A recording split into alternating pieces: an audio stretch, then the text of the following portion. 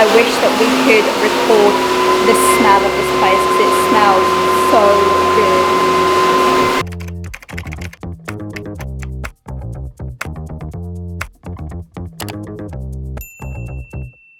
For the past few weeks, we have been travelling across South New South Wales in our campervan rental.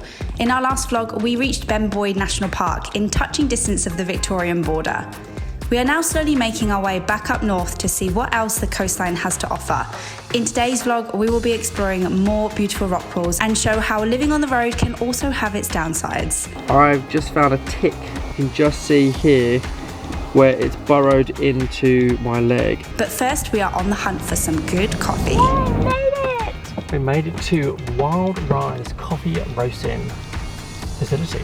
So if you remember, we were only in Pambula last week. We had tagged Wild Rye on our Instagram stories after we visited their coffee shop, and they got in touch to see if we wanted a behind the scenes tour of their coffee roasting facility. Since we've never experienced anything like it, it was a fun opportunity too good to turn down. Luckily for us, Tom was a local coffee roaster with a ridiculous amount of knowledge around all things coffee, so we were in for a real treat. So it's like literally looks like a cherry when you get it, and there's two beans on the inside of it.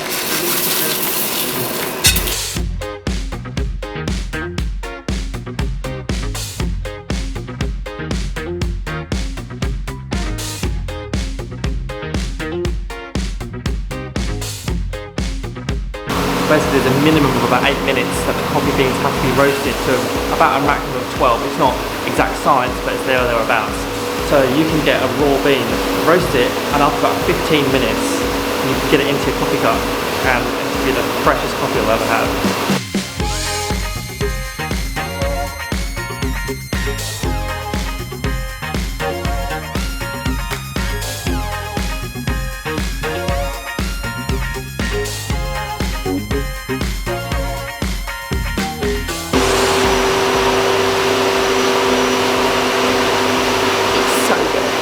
We've just finished our tour at Wild Rise Coffee Roasting, and genuinely we have learned so much from this experience. It's like crazy to think that we've been drinking coffees pretty much for the whole of our adult life and have only recently just learned the whole process involved. Yeah, it's been an absolute awesome experience, and we also walk away with lots of delicious coffee. So we are now going to be having the best coffee every morning whilst on our road trip. Thanks, Wild Rise. So since we've been hugging this coastline of New South Wales in this van, we have found a new love for rock pools. Being in this part of New South Wales, we definitely are hunting down more rock pools because they are just so naturally beautiful. And we've just discovered a lovely little viewpoint. What a spot.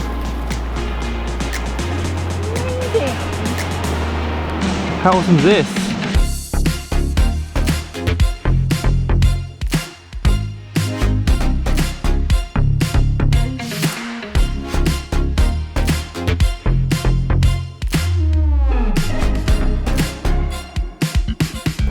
So I cannot believe it's the afternoon of a Saturday and we are the only ones here. So we're nearly there. We're out on the head, but just trying to find the rock pool. And I think I found it. Yep, here it is.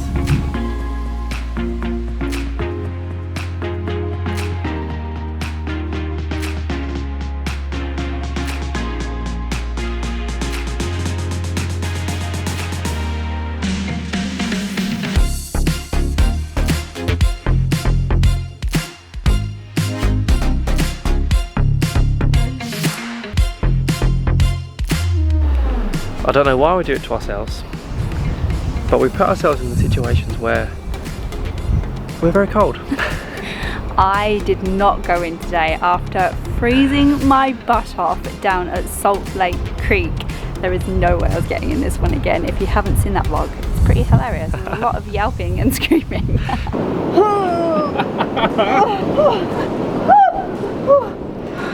Just like today, pretty much. However, the lighting was hitting this rock pool just perfect, so hopefully convince you to come to this beautiful part of New South Wales. We keep saying how much the Sapphire Coast is blowing us away, but it really is, because it is. There's so many beautiful spots and just places we've never heard of, so it's so nice just to go for a walk and find these beautiful rock pools. It's been awesome.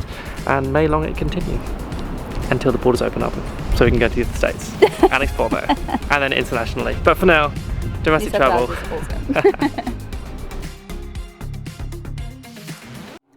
So this is the not so glamorous part of living in a van out in Australia.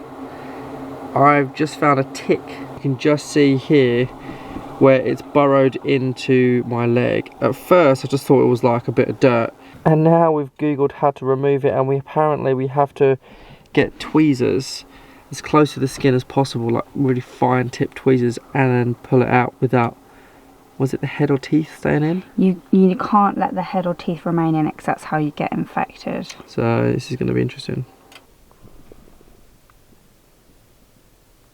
Oh, you...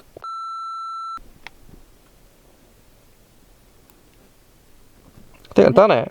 I'm pretty sure I got the whole head out, because you can see the little pincer at the front with the legs and the body. Sorry mate, you're not having me for dinner tonight. So if you develop a rash or fever within several weeks of removing a tick, then you need to see a doctor. So that was a rather eventful end to the day. Unfortunately, that's not how I expected to go to sleep.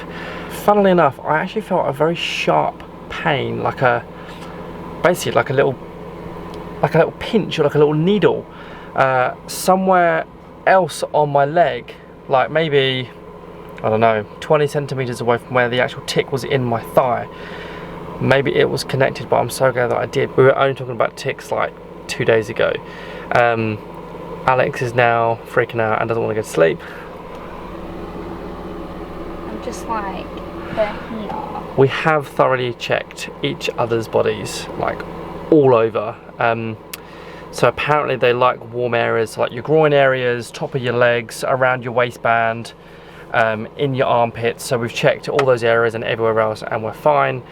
So look, I kind of get over these things really quickly, but Alex doesn't, unfortunately. So I feel like I'm going to be able to get to sleep straight away, whereas Alex is going to struggle a little bit. So maybe hot water bottle and a cup of peppermint tea. Until then, hope you like this video. Please like and subscribe, and look forward to seeing you on the next one.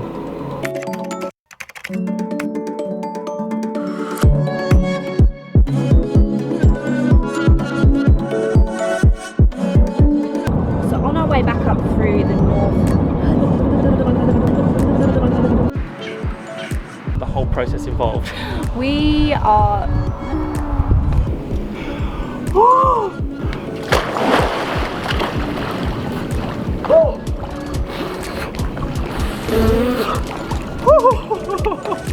Yeah. Oh. That is so cold. So this is the not so. So this is.